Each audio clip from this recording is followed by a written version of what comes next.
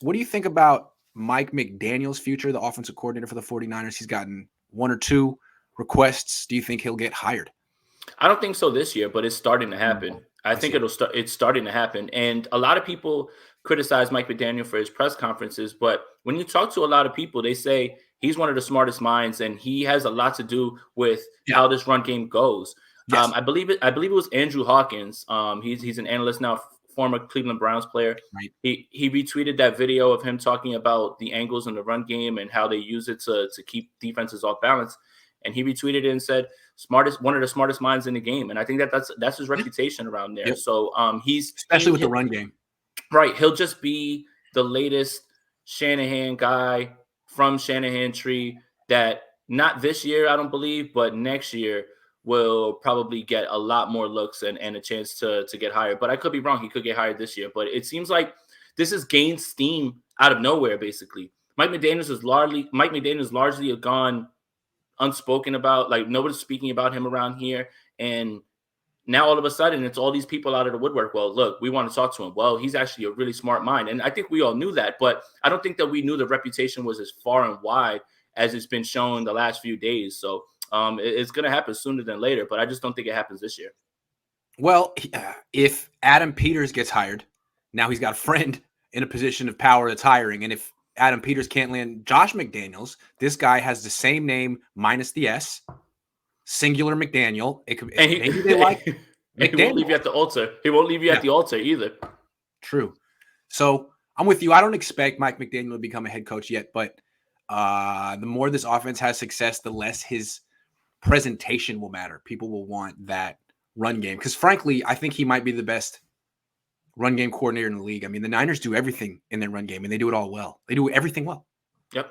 And they except for the zone read. Wait till next year. His stock, if they get Trey Lance in next year and the run game continues to evolve, his stock will be even higher. Mike McDaniel. That's a good point. And they started to change up the way that they're handing the ball off. And a lot of people have wondered why. Where Jimmy Garoppolo's in shotgun, he gets in, he turns straight back, and he's handing it off to. That's new. But that's to create angles and different to create that cutback lane. You're able to see the blocks develop, and then if there's a cutback lane, cool. But if not, the initial hole is there. So a lot of this stuff, it's like no one else does that. Who else does that? And then next year you're going to see everyone in the league do it. Right. It's intricate and it's small. There's small details, but it's intricate and it's led to success with the 49ers and you can see it. Football's all about those small details. All right, that's interesting. One more thing on this topic. I find it interesting that D'Amico Ryans hasn't gotten requested for an interview yet. That guy seems like his resume is off the charts. Now, I know he's only been a coordinator for 1 year, but so is Vrabel. Vrabel was a coordinator for 1 year, and his defense stunk. But people correctly identified him as having all the characteristics of a good head coach, and he was a smart hire by Tennessee. D'Amico has the same resume, if not better. Not better. That's an example of a guy who gets respect without necessarily being the X's and O's guy, right? Like that same way that I just made fun of Joe Judge. Belichick connection, period. Right.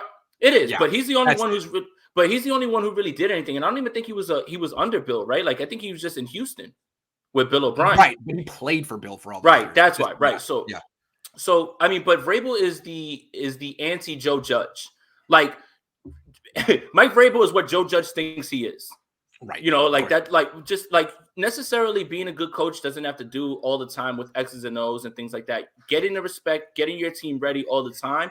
That's what Mike Vrabel does. And no matter who's injured, who's not, that team comes to play, as you saw, when they played the 49ers. And they locked up the number 1 seed in the AFC somehow. Still, they're on a bye this week, and they're getting Derrick Henry back this week. They're a dangerous team. It's interesting about, real quick, that's a little tangent I want to go on, but the Belichick disciples always fail, except the player. Like Brian Flores just got fired. I like Flores, but I think the problem is they emulate Belichick. They go to a new team. They try to be like Belichick, and the players are like, dude, who the hell are you, man? You're not Belichick. But if it comes from a player like Mike Vrabel and he has this kind of presence, I mean, it's more authentic. Like, well, you did play. Yeah. Well, same thing with whoever the hell Matt Patricia is. Same thing with Harbaugh.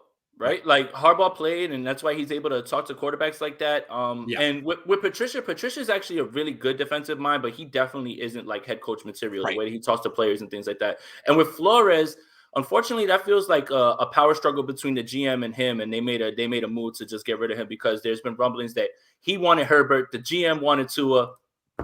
And here we are. And then they forced him to start Tua when they were winning games with Ryan Fitzpatrick. And that kind of kills the locker room at that point, because it's like, all right, who the hell's calling the shots and what are we doing here? Back-to-back winning seasons and you're out? What?